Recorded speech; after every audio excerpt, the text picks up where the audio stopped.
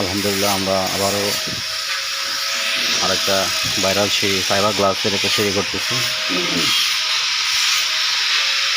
সিঁড়িটা কাজ করতেছি আমরা।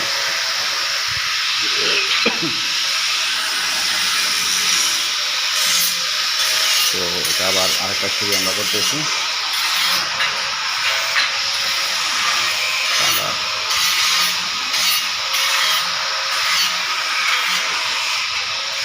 ভাইরাল সিঁড়িটা আমরা করতেছি খুবই সুন্দর ফাইবার পোস্ট দিয়ে।